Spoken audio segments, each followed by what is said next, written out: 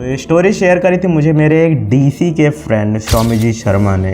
ये स्टोरी है उसकी एक फ्रेंड जो कि यूएसए में रहती थी जिसका नेम एलाइस था। वो कभी कभी डार्क वेब या फिर तुम कह सकते हो डीप वेब को एक्सेस किया करती थी अपने फन या फिर मजे के लिए। Before moving to the topic मैं आपको एक बात बता दूं, डीप वेब पर 99% चीजें एकदम नॉर्मल हैं, like forums, web pages etcetera, but that 1% वो थोड़ा डिस्कशन का टॉपिक है। एंड इवन डार्क वेब पर भी 50 to 60% चीज़ें डेड हैं, मतलब जितनी भी साइट्स हैं वो इधर ब्लॉक्ड हैं या फिर काम नहीं करती हैं, और कुछ ही गिनी चुनी साइट्स हैं जो कि वर्क करती हैं। कोई नहीं जानता वो कौन सी वेबसाइट्स हैं।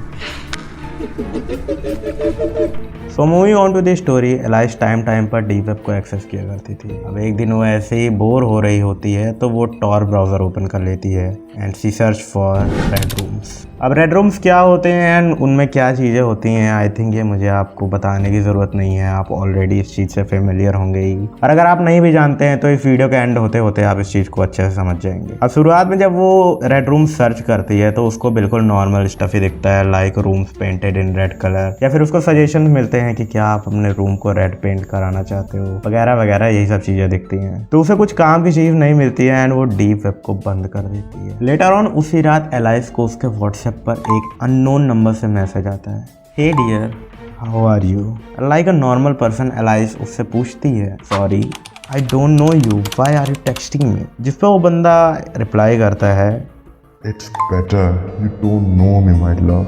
अब ऑब्वियस सी बात है, तुम किसी से ऐसे बात करोगे तो उसे गुस्सा आएगा ही। तो एलाइस को गुस्सा आ जाता है और वो उससे पूछती है, who the fuck are you and why are you texting me. जिस पे वो बंदा रिप्लाई करता है, I might have something you fancy, see I provide services for the people with different like. And Alice उस पर पूछती है, what do you mean by different likes. जिस पर वो बंदा एक बहुत ही स्पूकी सा रिप्लाई करता है, don't act so innocent my dear, I have read your all search history and I know what kinds of thing you love to search. अब ये सुन के एलाइस को बहुत गुस्सा आ जाता है एंड वो उससे बोलती है, not an idiot, stop bluffing here. जिस पर वो बंदा रिप्लाई करता है, You visited ChatGPT at 4:16 PM today. You searched for Gore on Tor at 6:13 PM. Didn't you? अब ये सुन के एलाइस की हालत ख़राब हो जाती है। उसको समझ नहीं आता ये कौन बंदा है, उसे कैसे पता कि एलाइस ने आज क्या सर्च किया है क्या नहीं। उसके हाथ कांप रहे होते हैं, उसको नहीं पता होता कि ये सब क्या चल रहा है। वो देखती है कि वो बंदा कुछ देर से कुछ भी टाइप करे जा रहा था, बस टाइप करे जा रहा था, एंड कुछ देर बाद फाइनली उसका मैसेज आता है। वो बंदा एक बड़ा सा पैराग्राफ लिख के देता है और उसमें बहुत से अजीब से टेक्स्ट लिखे होते हैं जिनका रियल लाइफ में कोई सेंस नहीं होता। एलाइस हिम्मत जुटाकर उस बंदे से पूछती है, व्हाट्स दिस। जिसमें वो बंदा रिप्लाई करता है, convert it into an ISO file and run it on Tor and you will be included in the room. इस पर एलाइस पूछती है, which room, on which he sends a pic of a red sheet justifying Red room.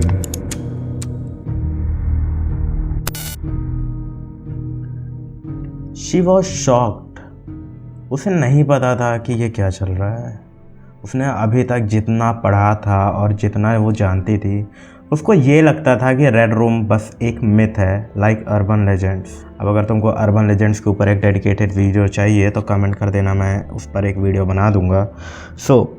उसको लगता था कि ऐसी कोई भी चीज़ रियल लाइफ में एग्जिस्ट नहीं करती है, बट फिर भी उसके दिमाग में कहीं ना कहीं थोड़ा सा डाउट था कि शायद वो गलत है इस बारे में। एंड एज ही सेड, उसने उस फाइल को ISO में कन्वर्ट किया एंड रन कर दिया टॉर पर। उसके बाद जो हुआ वो सुनकर तुम्हारी फट के हाथ में आ जाएगी।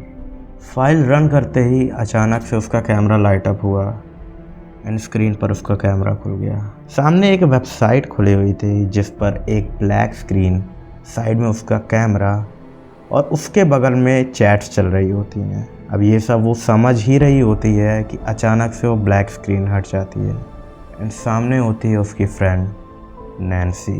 वो फ्रेंड जो 2 मंथ पहले अचानक गायब हो गई थी। उसको बहुत ढूंढा गया, पुलिस केस भी हुआ और उसका कुछ पता नहीं चला था। वो उसके सामने बंधी पड़ी हुई थी।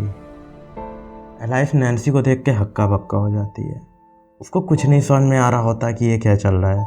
लाइक वो उसकी फ्रेंड थी, एक बेस्ट फ्रेंड तरह थी, वो उससे बातचीत करती थी एंड उसे वो देखती है अपने सामने रोप से बंधे हुए किसी वीरान से कमरे में। वो ये सब देख के सब कुछ भूल जाती है, इवन ये तक कि उसके बगल में जो चैट्स चल रही होती हैं उसमें नैन्सी को काटने की बात चल रही होती है। नैन्सी के हाथ पाँव बने हुए थे, उसके मुंह पे भी टेप लगा हुआ था।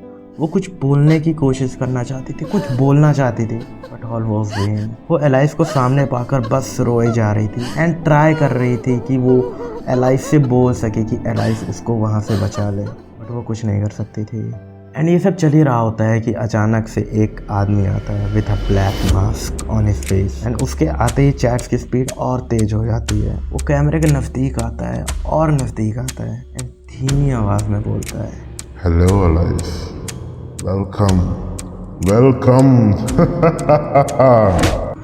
Alias was stuck like a dead doll on a shelf. उसे कुछ नहीं समझ में आ रहा था ये क्या चल रहा है। उसकी आवाज़ निकलना बंद हो चुकी थी।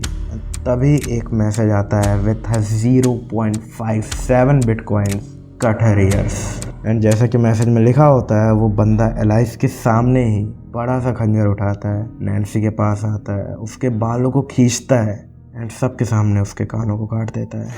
वो लड़की चीखना चाहती थी, चिल्लाना चाहती थी, बताना चाहती थी लोगों से कि कितना दर्द हो रहा है उससे और कितना वो तड़प रही है, लेकिन कुछ नहीं कर सकती थी क्योंकि उसके मुंह पे टेप बंधा हुआ था। एलाइस अपने सामने अपने दोस्त को मरते हुए देख रही थी, जिंदा।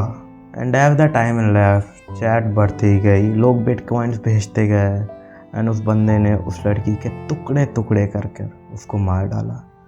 लाइक जस्ट इमेजिन, तुम उसके फ्रेंड की जगह हो, नैन्सी की जगह पर तुम हो, तुम्हारे मुंह पर टेप बंधा हुआ है, तुम ऐसे किसी टूटे वीरान कमरे में पड़े हुए हो, तुम्हारे सामने एक स्क्रीन या फिर एक कैमरा लगा हुआ है जिसमें लोग तुमको लाइव देख रहे हैं एंड कोई बंदा आता है, वो तुमको एक एक करके तुम्हारे सारे पार्ट्स को काट रहा है।